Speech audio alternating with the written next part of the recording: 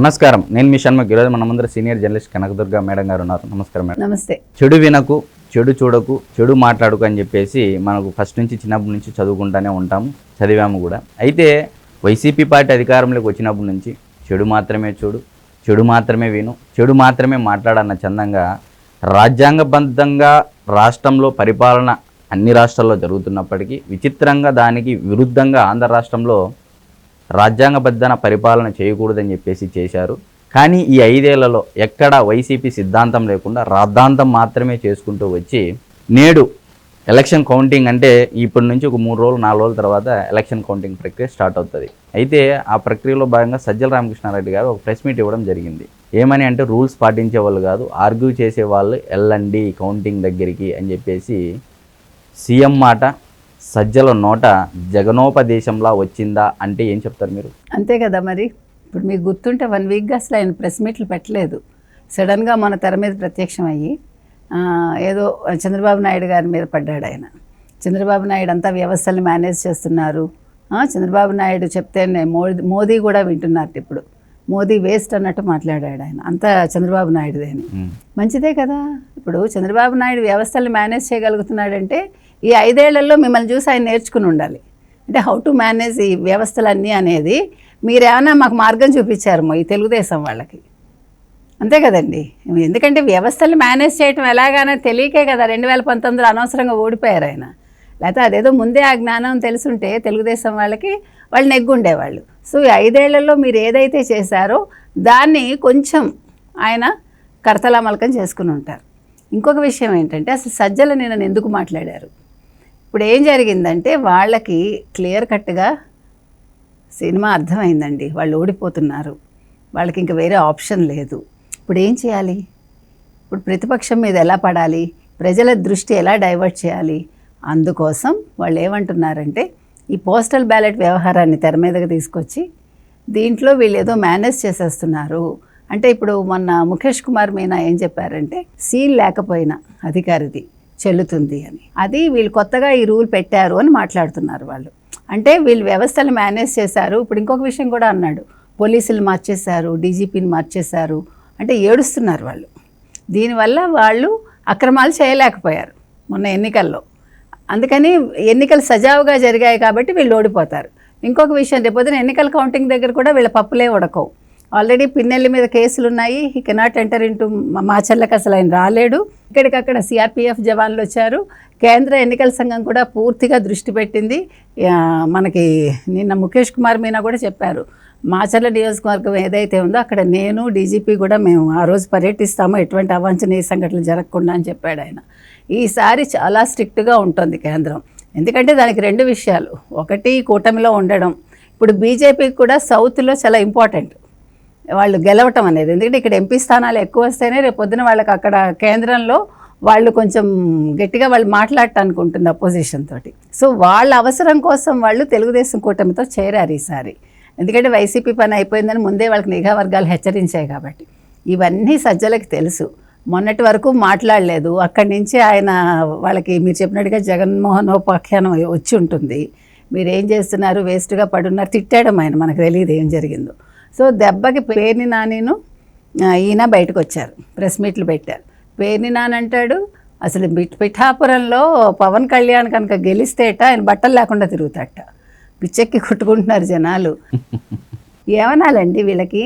అంటే పెర్వర్టెడ్ అయిపోయారు అందరూ కూడా. ఒక వాళ్ళు భయంతో ఏం మాట్లాడుతున్నారో తెలియట్లే. ఇప్పుడు జగన్మోహన్ రెడ్డి ఫేస్ని వాళ్ళు చూడలేరు కదా, వచ్చాక ఏం పెడతాడు వీళ్ళందరికీ గడ్డి. అందుకని భయంతో ప్రజల్ని ఎన్నుకోలేక, అంటే ప్రజల మొహం చూడలేక వీళ్ళు ప్రేలాపనలు, సంధి ప్రేలాపనలు అన్నమాట ఇవన్నీ కూడా. కాబట్టి బట్టలు లేకుండా తిరిగి నువ్వు ఒక రాజకీయ నాయకుడివి, మంత్రిగా చేసావు, కొద్దో గొప్ప అనుభవం ఉంది నీకు. నువ్వు మరి అందుకేనండి అనవసరంగా ఎగిరెగిరి పడకూడదు. ఏమీ లే నాకు ఎగిరెగిరి పడుతుంది, అన్నీ ఉన్నాక అణిగిమణిగి ఉంటుందని.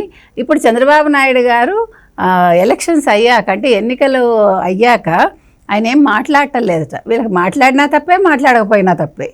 అంటే వాళ్ళకి చంద్రబాబు నాయుడు అనే పదం ఉచ్చరించకుండా వాళ్ళ రోజు వెళ్ళదండి. ఆయన మీద పడకుండా వాళ్ళకి రోజు వెళ్ళదు. నెంబర్ 1. నెంబర్ 2, వాళ్ళకి ఇంక వేరే ఆప్షన్స్ లేవు, వేరే విషయాలు లేవు. వాళ్ళు ప్రతిపక్ష పార్టీ మీద పడే వాళ్ళు రోజు గడుపుకోవాలి. అయితే మేడం చంద్రబాబు గారిని గతంలో జగన్మోహన్ రెడ్డి గారిని ఉద్దేశించి చంద్రబాబు నా విషయంలో నథింగ్, అసలు నా ప్రత్యర్థి ఇప్పుడు చంద్రబాబు కాదు, అసలు TVN, AB5, ఆంధ్రజ్యోతి అని. కానీ నేడు పరిస్థితి చూస్తే మామూలుగా సజ్జల రామకృష్ణారెడ్డి గారు షాడో సీఎం అని చెప్పేసి అందరికీ తెలుసు, సకల శాఖ మంత్రి, ప్రధాన సలహాదారు, పేరుగే జగన్మోహన్ రెడ్డి గారు సీఎం అయినా కూడా పెత్తనమంతా సజ్జల రామకృష్ణారెడ్డిది అన్నట్టు రాష్ట్రంలో ఉన్న ప్రతి ఒక్కరికి తెలిసిన విషయం. అయితే ఆయన నోటి గుండా చంద్రబాబు మోడీ కంటే చంద్రబాబే పవర్ఫుల్ అన్నట్టుగా వ్యాఖ్యానించడం ఇక్కడ ఒక ఆశ్చర్యకరంగా ఉంది. మరి దాన్ని మీరు ఎలా చూస్తారు మేడం? అంటే అర్థమైంది, అదే చెప్తున్నా, వాళ్ళకి విషయం అర్థమైంది. ఇప్పుడు మోదీ కూడా he has to listen, no other go అనమాట. ఎందుకంటే ఇప్పుడు మోదీకి ఈ MP సీట్లు ఏవైతే ఉన్నాయో ఇవన్నీ కీలకాలు, సౌత్లో వచ్చేవి చాలా కీలకం. ఈసారి ఉత్తర భారతదేశంలో ఏదైతే పోలింగ్ జరిగిందో చాలా తక్కువ శాతం జరిగింది కంపారిటివ్గా, వాళ్ళు ఊహించిన స్థాయిలో జరగలేదు. వేరేజ్ ఈసారి ఆంధ్రప్రదేశ్ నెంబర్ 1లో ఉంది. సో అన్ని రకాలుగా రేపొద్దున్న చంద్రబాబు నాయుడు చక్రం తిప్పడానికి NDA కూటమిలో అవకాశం ఉంది. అర్థమైందా మీకు? అందుకని ఇప్పుడు మళ్ళీ ఆయన సెంట్రిక్గానే రాజకీయాలు నడుస్తాయి, మీకు చంద్రబాబు సెంట్రిక్గానే రాజకీయాలు నడుస్తాయి. ఇప్పుడు ఇవన్నీ అర్థమయ్యాక వాళ్ళ గుండెల్లో రైళ్లు పరిగెడుతున్నాయి. ఎలక్షన్స్ అయిపోయాయి, రేపొద్దున కౌంటింగ్ అయ్యాక ఈయన ప్రమాణ స్వీకారం చేశాక ఈసారి బాబు గారు మాత్రం గతంలో లాగా ఉండరు అనేది వాళ్ళకి అర్థమైంది. 53 రోజులు ఏదైతే ఆయన జైల్లో పెట్టారో అందుకు ఆయన ప్రతీకారం తీర్చుకుని తీరుతారు, నెంబర్ 1. నెంబర్ 2, CBI కేసులు లేకుండా ఇంతకాలం ఆయన పోస్ట్ పోన్ చేసుకుంటూ వచ్చాడు కదా, 95 సార్లు వాటిని కాదనుకున్నాడు. ఇప్పుడు CBI కనుక ఒక్కసారి కేసులు ఓపెన్ చేస్తే ఈయన జైలుకి వెళ్ళాలి, అది ఆయనకి తెలుసు. అప్పుడు వీళ్ళందరూ కూడా వెళ్ళాలి. ఇప్పుడు ఎవరైతే ఇప్పుడు ఒకటి తప్పు చేస్తే చుట్టూ ఉన్న వాళ్ళు కూడా చేసినట్టే కదా. ఆ మార్గం నువ్వు చూపించున్నావో మరి ఆయన మీకు చూపించాడో అది కేసులు కోర్టులు తేలుస్తాయి. కాబట్టి వాళ్ళకి ఇంకా రాజకీయ భవితవ్యం లేదనేది క్లియర్ కట్గా అర్థమైందండి. అందుకోసం ఇప్పుడు ఇవన్నీ మాట్లాడుతున్నారు.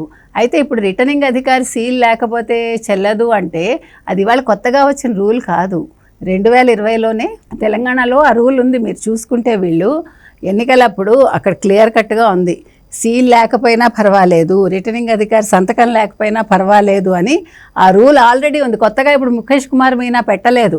దీనికోసం మేము కేంద్ర ఎన్నికల సంఘానికి లెటర్ రాస్తాము, మేము ఊరుకోము అంటూ వీళ్ళు ఏదో గందరగోళం చేస్తున్నారు. ముందు మీరు వ్యవస్థలు కాదు మేనేజ్ చేయాల్సింది, మీరు ముందు అక్కడ ఏముందో చదువుకోండి, ఎలక్షన్ కమిషన్ రూల్స్ చదువుకోండి, ముందు స్కూళ్ళకి వెళ్ళండి మీరు. అంతేగాని ఏదో డబ్బులు ఒకటి సంపాదించడం, కొట్టడం, తిట్టడం, అక్రమాలు చేయడం, అవినీతి చేయడం ఇవి కాదు మీరు నేర్చుకోవాల్సింది. ఇంకా మీదట మీరు చేసిన తప్పిదాలకి కోర్టుల చుట్టూ ఎలా తిరగాలి, కోర్టులను ఎలా మేనేజ్ చేయాలో చూసుకోండి. అంటే మేనేజ్ చేయడం అంటే తప్పుగా కాదు, ముందు వాళ్ళకి ఏం సమాధానం ఇచ్చుకుంటారో వీళ్ళు. ఎందుకంటే అరకొర జ్ఞానంతో అక్కడ మాట్లాడారు అనుకోండి, మొత్తం విషయాలు వాళ్ళే బట్టబయలు చేసుకుంటారు వాళ్ళు ఏం చేశారు. కాబట్టి అవన్నీ లాయర్లతో సంప్రదించుకుని ఆ పనులు చూసుకుంటే బెటర్, ఈ పనికిమాలిన విషయాల మీద దృష్టి పెట్టే కంట. ఏదేమైనా ఇప్పుడు సజ్జలకి కావాల్సింది ఏంటంటే రేపొద్దున ఓడిపోతే ప్రజల ముందు ఏం చెప్పుకోవాలి, వీళ్ళు అంతా చంద్రబాబు నాయుడు వ్యవస్థల్ని మేనేజ్ చేశారు, పోస్టల్ బ్యాలెట్లో కూడా వ్యవస్థలు మేనేజ్ చేశారు ఆయన, ప్రభుత్వ ఉద్యోగులు వాళ్ళకి ఓట్లు వేయలేదు, వీళ్ళు వేయించుకున్నారు, లేదంటే అక్రమంగా మార్చారు, ఏదో సంథింగ్ వాళ్ళు చెప్పుకొని వాళ్ళు ప్రజల ముందు మొహం చూపించుకోవటానికి. ఇప్పుడు 9వ తారీఖు ప్రమాణ స్వీకారం ఉంది అని నిన్న చెప్పాడు, మొన్ననేం మాట్లాడలేదు. నిన్న ABN వాళ్ళు ఏం చేశారు తెలుసా అండి, లైవ్లో వాళ్ళు ఒక్కొక్క హోటల్కి ఫోన్ చేసి వైజాగ్లో 8, 9, 10 రూములు ఖాళీ ఉన్నాయా లేదా అని అడిగారు. 9, 10 ఈవెన్ సూట్స్ కూడా ఖాళీ ఉన్నాయి హోటల్స్లో, మంచి మంచి హోటల్స్లో రూమ్స్ కూడా ఖాళీ ఉన్నాయి. అంటే వీళ్ళన్నీ ఏర్పాట్లని చెప్పారు కదా, సుబ్బారెడ్డి చెప్పారు, సజ్జలా చెప్పారు, వీళ్ళందరూ చెప్పారు కదా, అవన్నీ అబద్ధాలు. వీళ్ళు ఏర్పాట్లు ఏం చేసుకుంటారండి అక్కడ?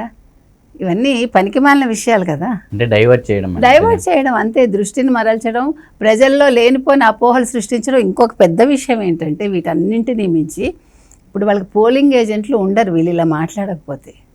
మీకు అర్థమైందా? అసలు విషయం అది. రేపొద్దున పోలింగ్ ఏజెంట్ లేకపోతే వీళ్ళ పని చాలా కష్టం. సో పోలింగ్ ఏజెంట్లు ఉండాలి. ఇంకోటి క్యాడర్ చెల్లాచెదరైపోతుంది. ఇప్పటికే వైసీపీ వాళ్ళు పవన్ కళ్యాణ్తో టచ్లో ఉన్నారు, తెలుగుదేశం వాళ్ళతో టచ్లో ఉన్నారని వార్తలు వస్తున్నాయి. సో వీళ్ళందరూ జంప్ అయిపోయారనుకోండి, పార్టీ ఏం మిగలదు. ఓన్లీ ఎవరు జగన్మోహన్ రెడ్డిను, సజ్జల, లేకపోతే పేర్ని నాని, కొడాలి నాని, రోజా, వీళ్ళు ఈగలు దోమలు తోలుకోవాలి. అందుకని ఈ 2 విషయాలు కారణం కాబట్టి రేపొద్దున మొహం చూపించాలి కాబట్టి సజ్జల గారు ఈ నాటకాలన్నీ ఆడుతున్నారు. అది మరైతే రూల్స్ పాటించే వాళ్ళు కాదు, ఆర్గ్యూ చేసి వాళ్ళే వెళ్ళండి కౌంటింగ్ దగ్గరికి అని చెప్పేసి సజ్జల నోట సీఎం జగన్ మాట వచ్చింది అనే అంశంపై కనకదుర్గ గారు వాళ్ళ విశ్లేషణ తెలియజేశారు. మరొక అంశంతో మళ్ళీ కలుద్దాం. నమస్కారం.